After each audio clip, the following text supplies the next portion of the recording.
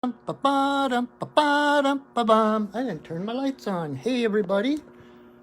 I am on live. Got my Christmas lights on. And we are about to do our Monday mini medicine card readings. Woohoo! And I got my co-pilot here, Miss Kira. And we are going to do some readings. All right, so I am Patrick Corrigan. I will be your shaman tonight. Just kind of getting home. I was working at Crescent Moon Gifts today, doing readings there. And so I'm a little tired, and I just got home, so I haven't had time to decompress yet.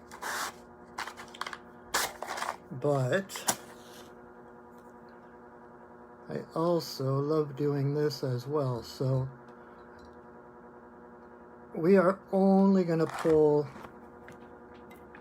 Oh, there goes my chief. We're only going to pull 3 cards tonight.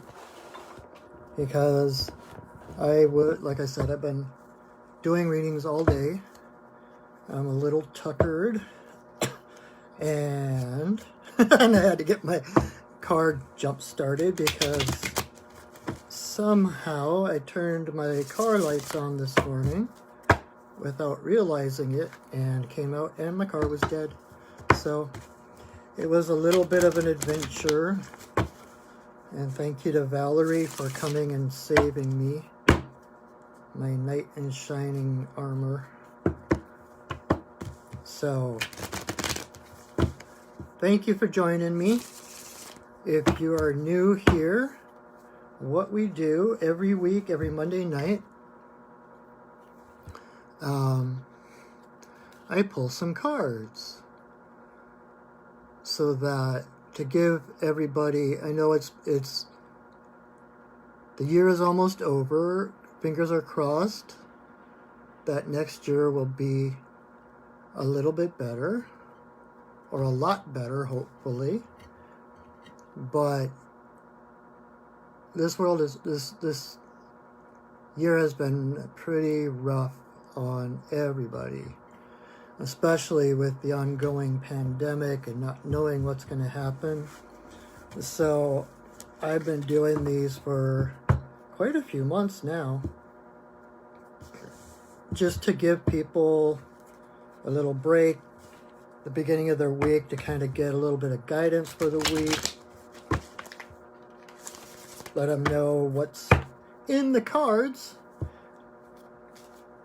so to speak. And to just let everybody, including me, needs a little more guidance right now. You know, we're at unprecedented times, unprecedented events, and it's dark. It's a collective, and for many it's an individual dark night of the soul. And so whatever light I can help bring to your travels, to your journey,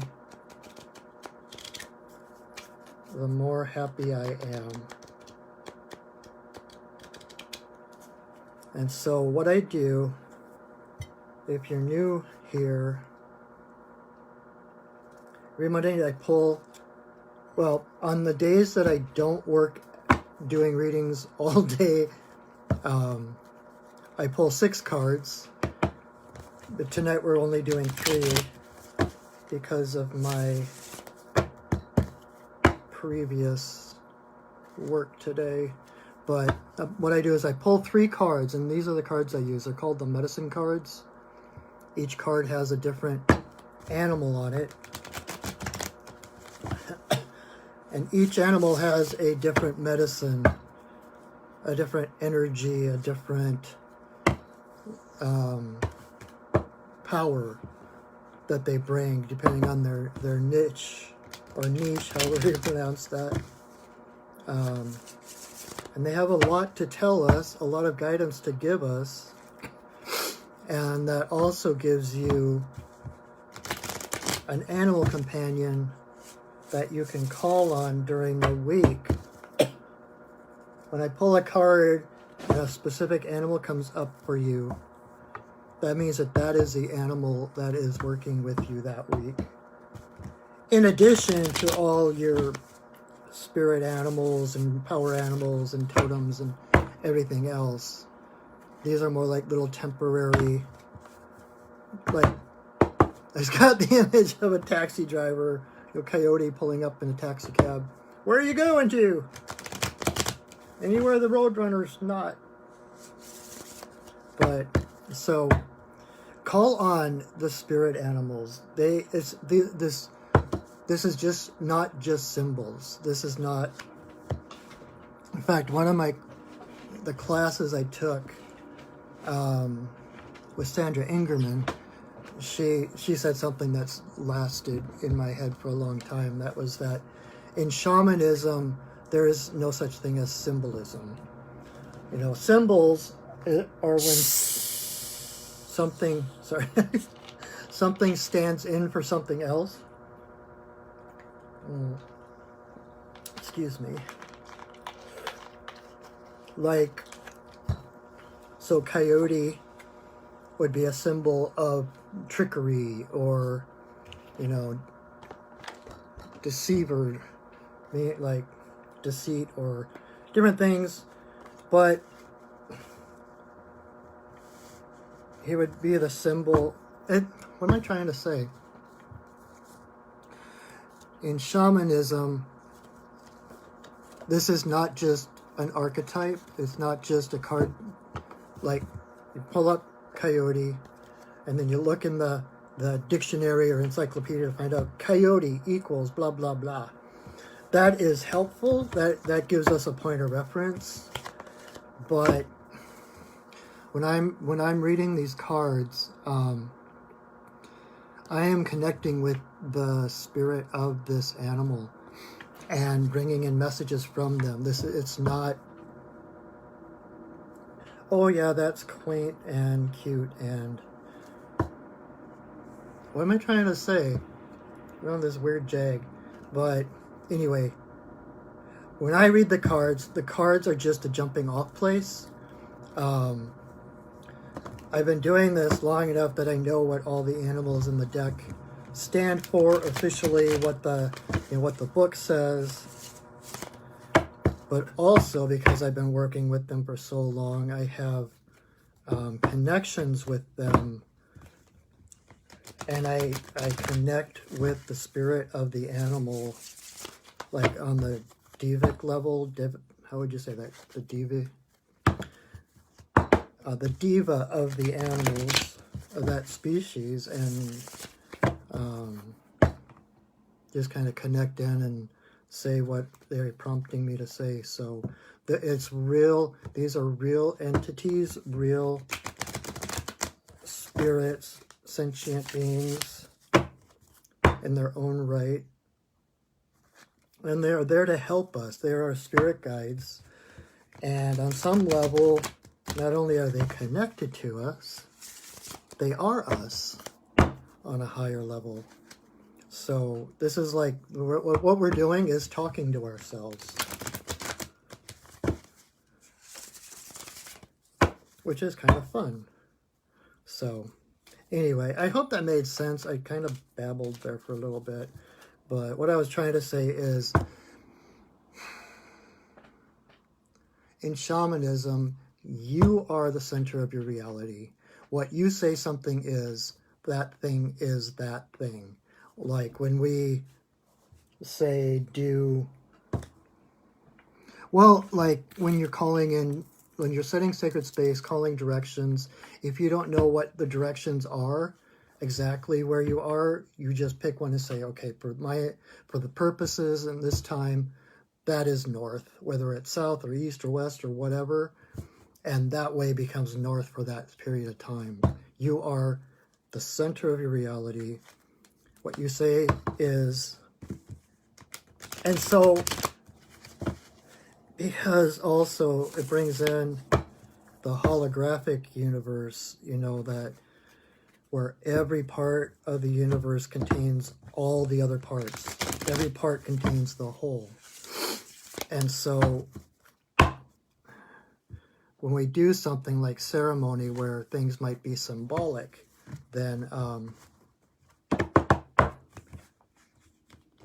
in shamanism, it's not just symbolic of that. It's bringing in that medicine, that energy of whatever that is, that you're connecting that energy, calling it in. So the energy, the consciousness of whatever that is actually present. And so, by my rambling, you can probably tell how tired I really am. And thank you for your perseverance and patience and listening to me babble before I pull cards. So what we do is I will pull 3 cards. So your job is to choose a number between 1 and 3.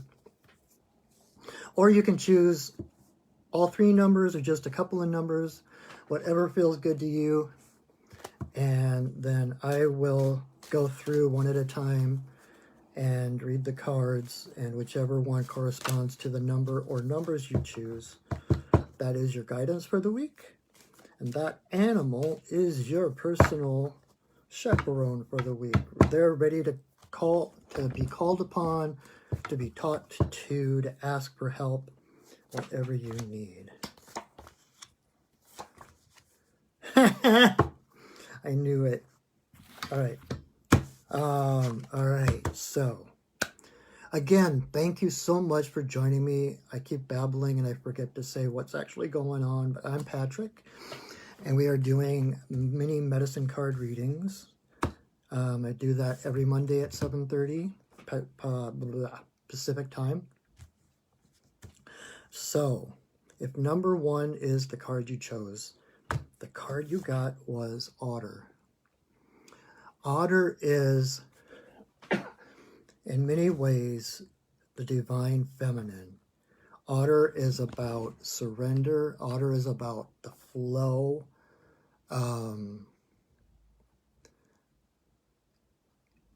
Inclusivity. Did I say that right? That's what I just got. Inclusiveness. Family. You know, like sea otters. This is river otter, but sea otters, still being otters, they will latch onto each other when they sleep so that they don't float away. So like you'll get these huge rafts of sea otters sleeping together on the surface of the ocean so that they don't float away. So they're like kind of keeping everyone together, inclusiveness. And otter doesn't recognize any natural predators. Any creature that otter encounters is seen as a friend first until proven otherwise. So it's this looking at everything as friendly, everything having a purpose. The world, the universe is a friendly one. And because of that, when otter encounters a challenge or an obstacle, instead of it being heavy or something to hold them back, it becomes a puzzle. It becomes an adventure. It becomes fun. They turn everything into play, recognizing that everything has a gift in it. No matter what it is that arises in front of them, whether it's happy or sad or whatever, there is always a gift. So whether you believe that it's a meaningful universe or everything's just random, the power lies within you to give meaning to things. So if something happens, whether it was the Almighty smiting you or whatever your belief system is, or just random happenstance, or thinking that there's purpose in the universe, everything's connected, so whatever this is here for my benefit.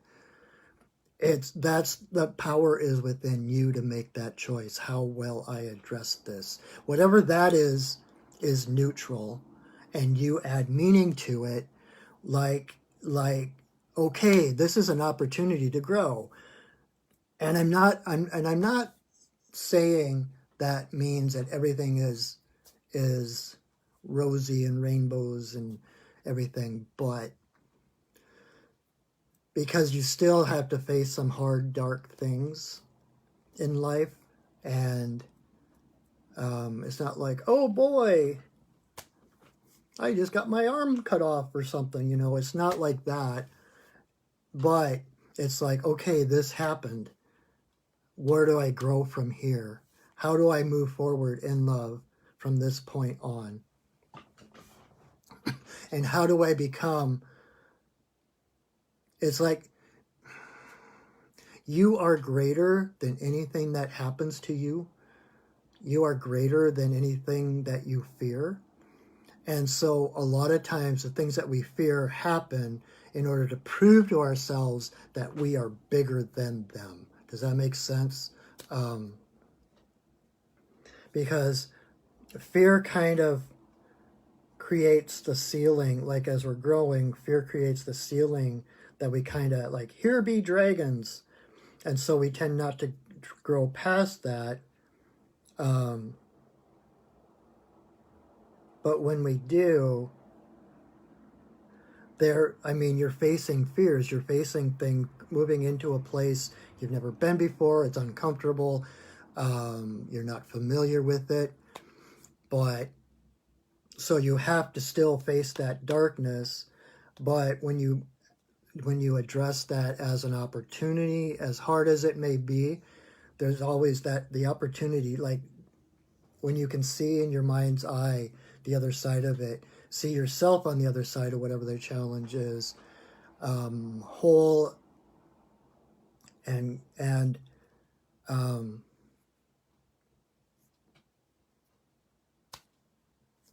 trying to think of the words.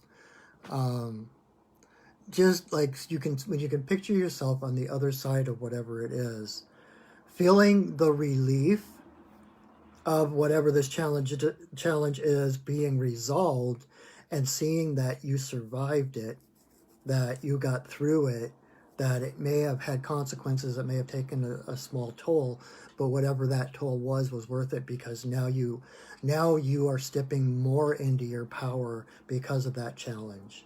We don't grow by being handed everything in our lives, right? We don't grow by, like they talk about people who earn money versus people who are given money as when they're being raised and stuff. And no judgments, no them dirty, whatever. But when you work for what you earn, then you learn the cycle of, I put in energy, I get energy out. And I'm not sure where I was going with that. I apologize. My head's not completely here. But you have the choice, like Einstein says, and you're probably going to get tired of me repeating this, but you have the choice whether you live in a friendly universe or a hostile one. Because the universe is a giant yes. Whatever you think, whatever you believe, the universe will make it so. So if you think you live in a hostile universe, everything is going to be something to overcome, and it's just your victim, and the universe is greater than you, and it's throwing all this crap on you to hold you down, or like Murphy's Law, where anything that can go wrong will go wrong. It's like that attitude creates its own, it's a self-fulfilling prophecy. But when you see the universe as friendly, then everything becomes an opportunity to grow. You see the universe behind you, nudging you the directions you need to go, conspiring on your behalf to get you to the greatest expression of your potential. And so that's with Otter. You have that friendly attitude of the universe. One of my very favorite affirmations is, only good can come of this. And when I can say that, no matter what's coming up, no matter what challenges, and I've had quite a few of them the past couple of weeks, to be honest, if I can just like, okay, only good can come of this, it sets my mind into opening to receive whatever the good is that is going to come from this, opening to receive the lesson, walking into it rather than running away from it, saying, okay, I don't like this. It sucks. It's painful. I'm freaked out, but I know there's something good that's going to come out of it. And just that little bit opens the way to surrender to whatever's going on and to be carried to that greater version of yourself. Just like otter riding the currents of the river.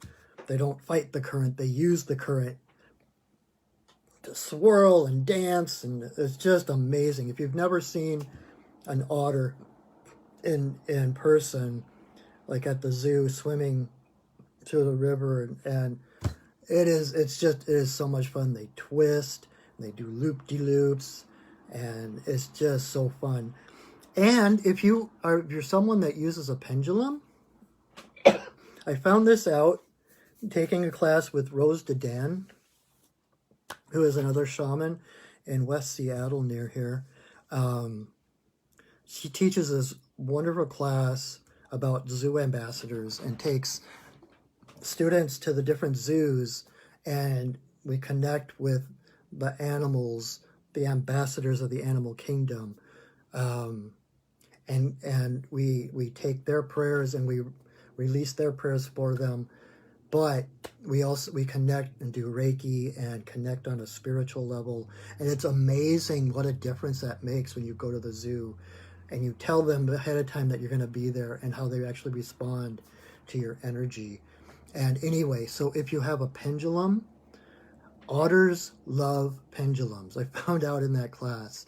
One of the other students had a pendulum, and she would play with the pendulum in front of the otter enclosure, and the otter would come up to the cage and would actually try to reach out and grab the pendulum. They love pendulums for some reason. So next time you go to the zoo, make sure you bring your pendulum. Anyway, so that is number one, otter. It's just let go, surrender, let the river carry you. There is nothing that can happen that is greater than you. And everything that does happen can be made into a game. This entire universe and world is a dream and an illusion on some level anyway. So when you can see behind the curtain, then you don't have to take everything so seriously. You can be happy and playful like otter. I have a friend who went through shamanic training with me, whose main power animals are otter, and when she would do mediumship with otter, and it was the most fun. Otter just wants to have fun and wants to see everything, like, wants to play and wants to see everything in the best light. Always questioning, always, let's do this, let's do that. So that is otter. So if that was your card, that is who you have to help you play this week. Try to play, try to see the world as a friendly place. Try to see beyond the facade of every person in front of you to the divine being inside of that facade, who's just as divine as you, who's just as connected to spirit as you. They just may not know it. So smile at people, even if they're grouchy, because you really don't know how much that makes a difference. There was one time years and years ago when I was had just broken up with someone, and I was just crushed. It was my first relationship after my divorce, and I was like, oh my God, my first, well, it was my only marriage, but it was kind of a fairy tale thing. We met, we fell in love, we were together for like 18 years or whatever, and I just thought that that's the way the world worked, right? So I met someone else, we started dating, and I thought, okay, cool, this is it, and then we broke up, and it was like receiving a lot of bitterness and judgments from her, and getting down on myself for not being able to make things work. And one day, a friend, my coworker, a friend of mine, brought her daughter into work to help out with some of the filing and stuff. And she came in and she gave me a hug, and I just started bawling. And it was that simple hug that just shifted everything, and like it opened my mind, made me able to see the light on the other side. The clouds broke, all from a single hug.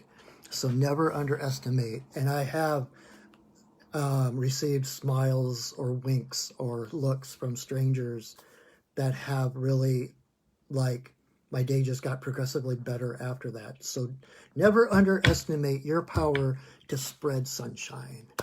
All right? So, it's a good thing we're just doing 3 cards, because if we go at this rate, we're going to be here for another hour. Anyway, so number 2. If 2 was your card, we got the Moose. Moose is self-esteem.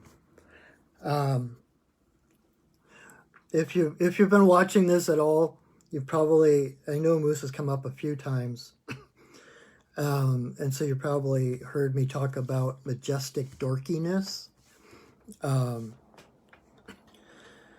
Moose, to me, Moose medicine feels to me a lot like lion medicine. Like it's like this royalty, like this unquestionable majesty.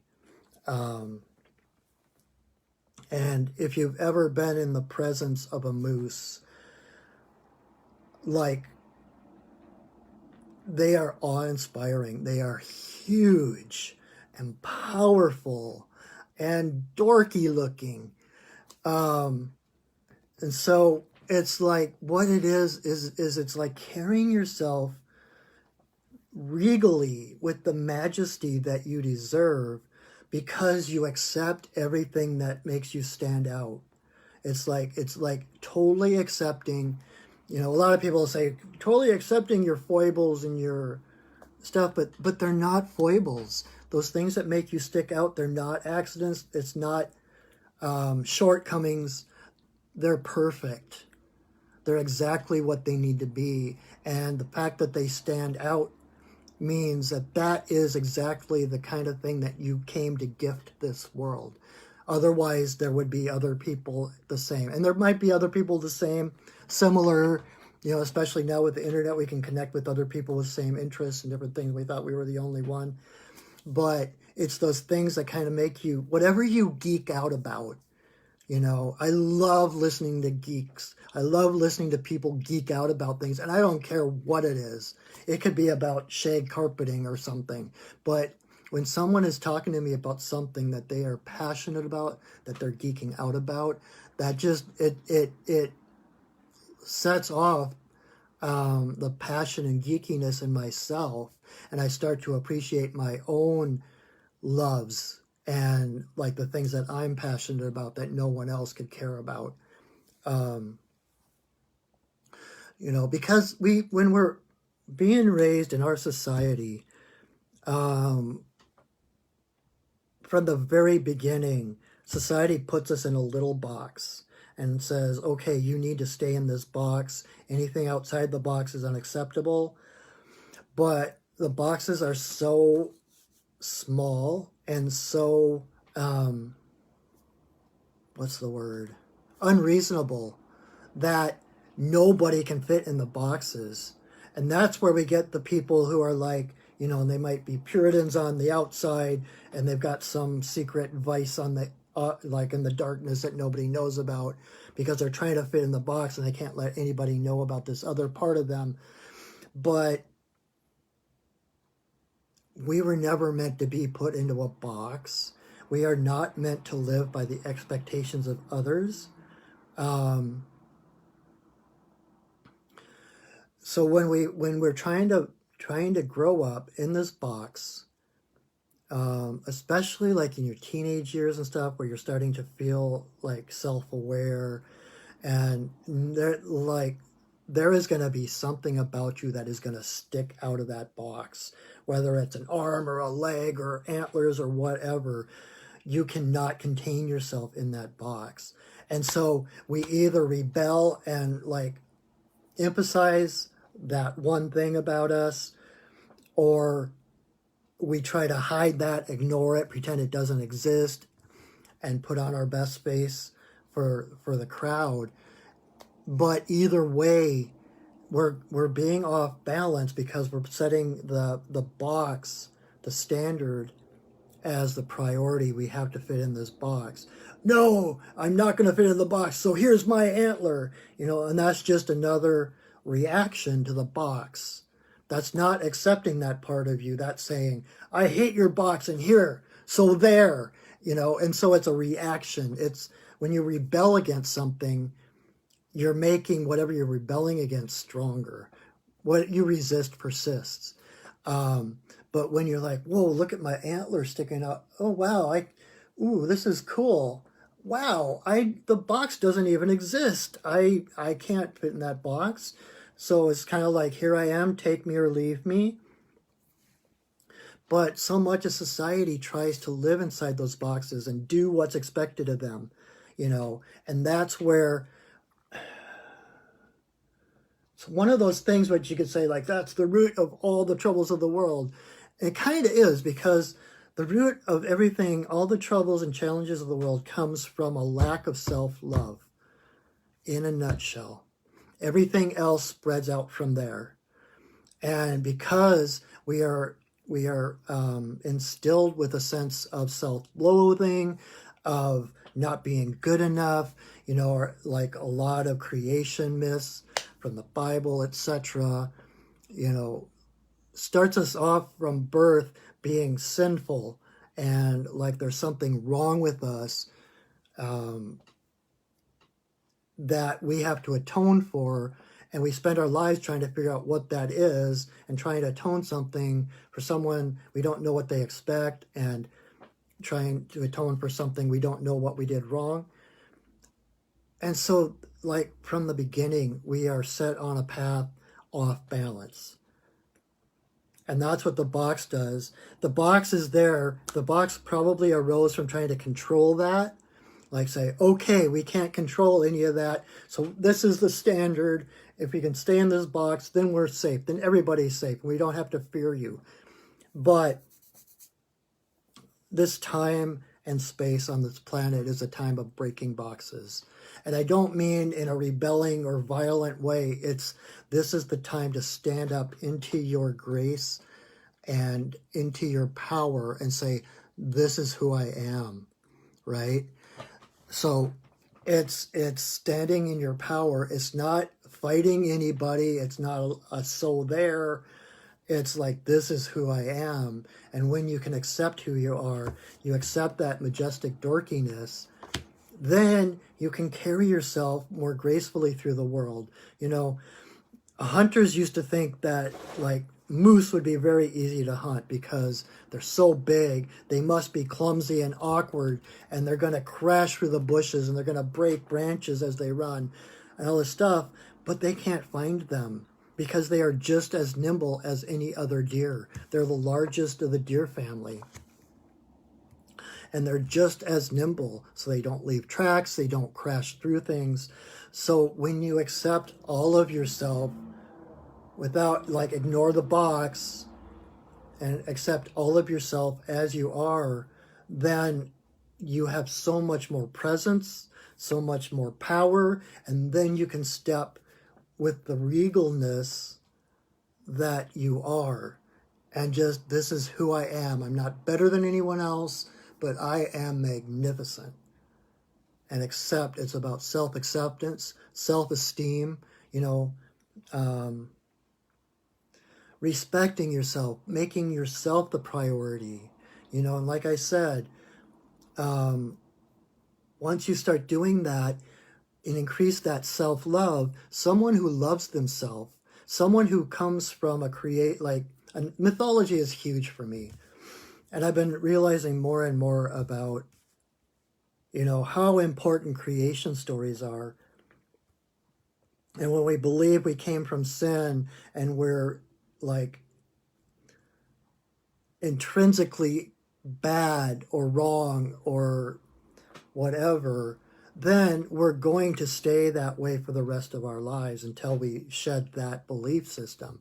But when you come from a place where God is love, creator, whatever you believe deity to be, the great goddess giving birth to us, she is pure love and light. How can we be anything less than that? You know, you in this moment, you are whole. You are a beautiful being of divine light, and nothing can change that. We can have that covered over by our beliefs, by expectations, our self-doubts, but that's what our society tends to do to us, because we're in this box and we don't fit in the box. So we are always doubting ourselves, thinking that everyone else knows better than we do what we should be. And so it's time to let go of that box and just be who you are completely and wholly. Be your authentic self. And it's from that place of power and authenticity that you can actually change and move the world. You can't do it when you're coming from a place of fear or doubt or feeling small. You are a magnificent being. It's like step into that power and let people be awestruck by your presence, you know. I'm just thinking about different people that have that charisma, that like they walk into the room and everybody turns their head, whether they saw them come in or not. But you know, we've all met somebody like that, where you meet them and you can feel your energy rising. You can feel that frequency, like, oh my God, I am so honored just to meet this person, just to be in the presence, in the same room as this person. You know, I had that experience actually a few years ago. There's this guru, Isha, I believe that's his name. I went to he had a talk in Bellevue a number of years ago, and I was invited by a friend, and we went, and during the break, I just happened to be kind of milling about, and I saw him coming up the aisle straight at me, and he saw me, and I just, like, I couldn't move. And I saw, like, in his eyes, I saw the purest love. I was like, holy crap, this guy is so authentic. This guy is so who he says he is. And it was just amazing. And it moved me. And it gave me something to aspire to. You know, it inspired me, like, oh my God, this is possible in a human being. If he can do it, then I can do it.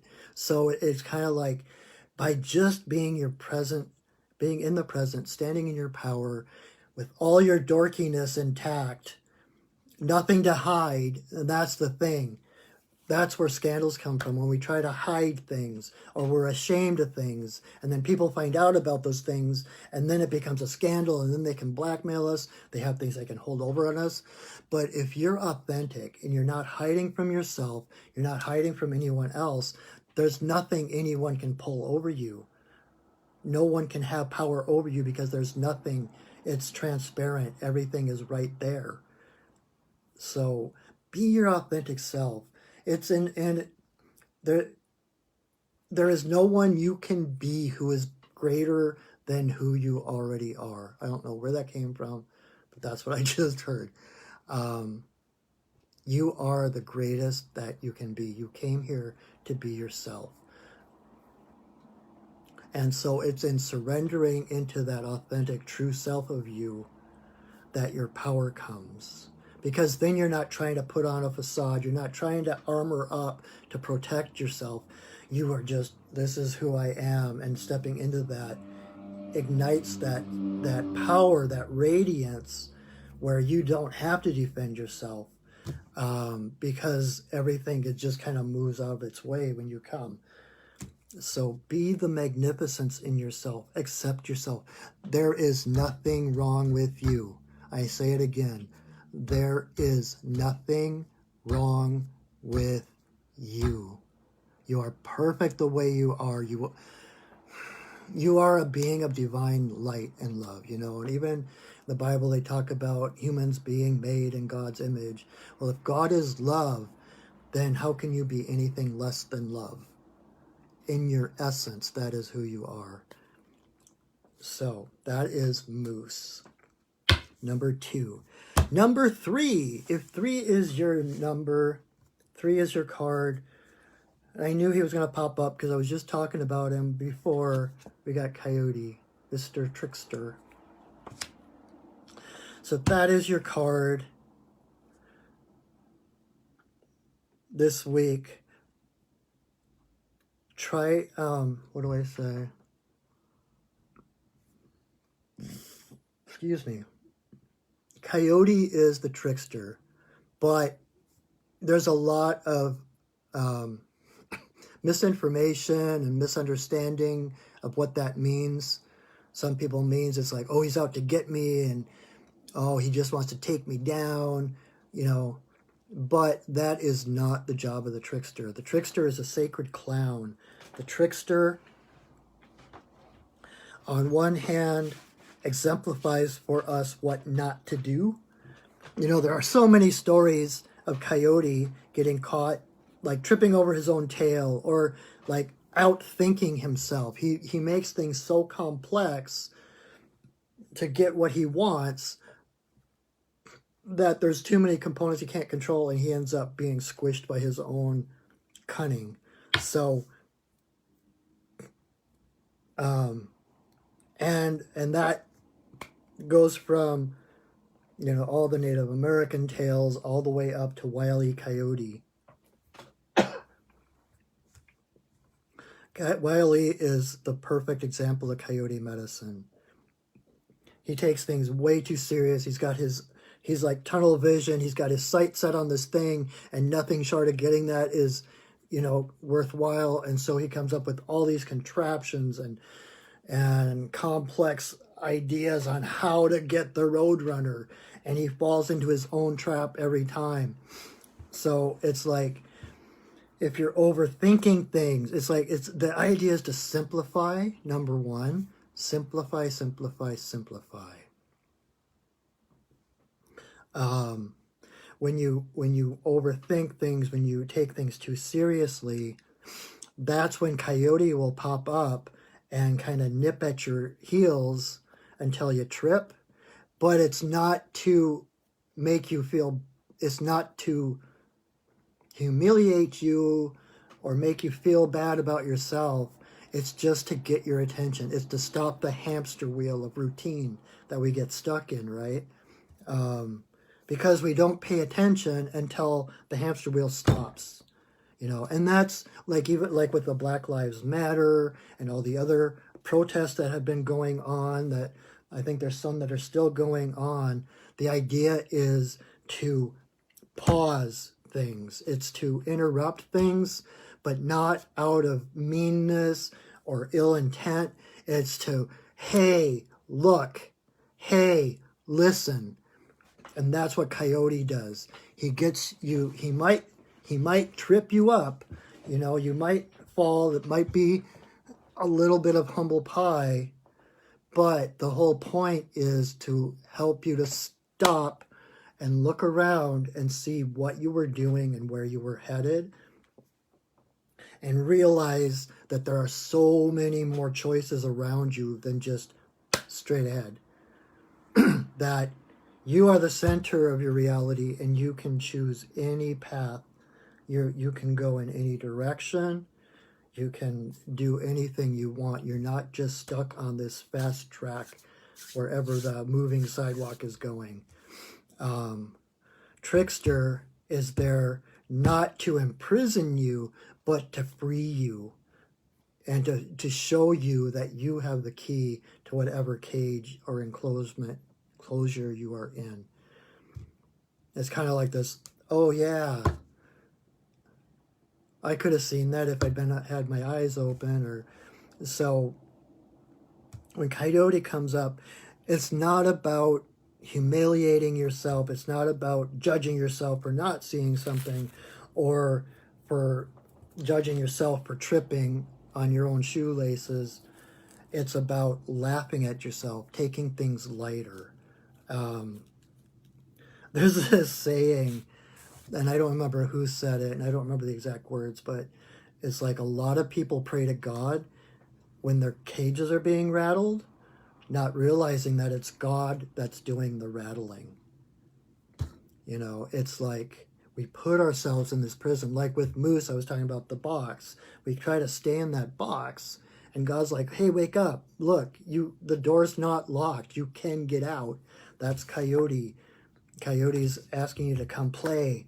And look, you're not trapped. You know, it's kind of like I think it's the devil card in the tarot, where it's got like the two people and they're chained. They're chained. They have chains on, connected to like a stone or something. And there's the devil way up there, like in front of them. And they're both so focused on the devil and being threatened and the fear that they don't realize, they don't see that the chains connecting the rock are not locked. So they are just as free as they ever were. But the fear of the devil, like this looming fear, keeps them trapped where they are. That's what Coyote tries to get you to stop looking at that fear and look at your freedom. I hope that makes sense. So again, kind of echoing Otter, number 1 card, play. You know, find reasons to laugh. My default setting is, whose line is it anyway? If I'm down or taking life too seriously, or I'm afraid or whatever, and I need to laugh, I will put on whose line is it anyway.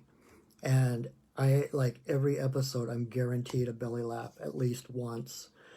And laughter truly is the best medicine. When you laugh, it creates endorphins, it creates healing.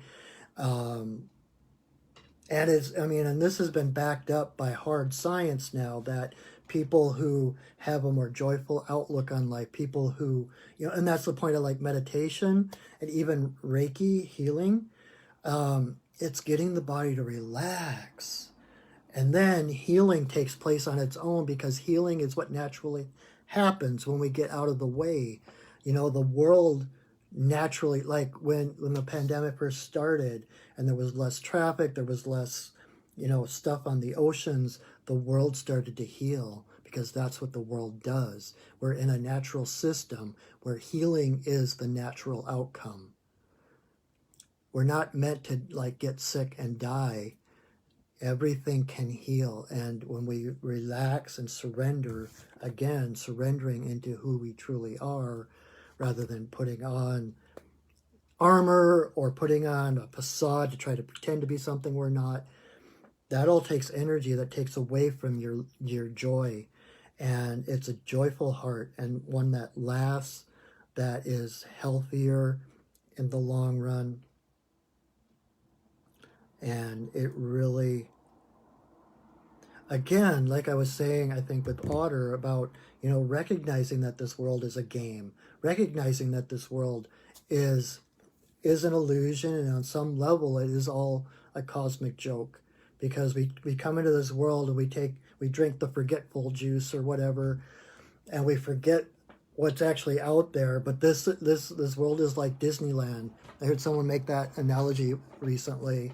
It's like, oh yeah, I want to be that person down. I want to be a garbage truck driver. And how cool would that be to be able to just go out and rummage through the garbage and put it in the dump and blah, blah, blah. Or I want to be like a high stakes gambler. And we have these ideas like, who would we be like in the Middle Ages? Or I want to be a pirate, and we play being a pirate. There's part of us on a soul level up above it all that can see the entire picture. It goes, okay, I want to be a pirate. And so your soul goes, okay, and it comes down and it becomes a pirate. But in order to make that experience real and valid and something to learn from, we have to forget who we actually are, where we actually came from. And that's what we're doing now, but we're in this time of awakening where we're starting, instead of coming in to play those parts, we're coming in to awaken, to connect that knowledge and awareness up there, connect, align with spirit, so that we can see the illusion of the world, to see through the illusion of duality and separateness. So that is it. And I think since I only did 3 cards, I'm not going to go back over them. I actually need to probably go take a little bit of rest and decompress after a full day of doing readings before this. But if you enjoyed this, please feel free to share. Please, tell your friends. Every Monday, 7:30, get a free reading. And like I said earlier, these are really unprecedented times, and everything is new, everything is different, everything is uncertain. So we all need, including me, we all need some guidance. And I am here to support you whatever way I can, to help you find your spirit, to help you find your own empowerment, to be able to move in this world and to change the world. So please check out my website, perchingwolfstudios.net. And look through the things I offer, the different shamanic services I offer, healings and readings, etc. And see if anything resonates, and feel free to approach me for your own reading, personal reading, where everything's pointed at you, not like in a general horoscope way. And what else? And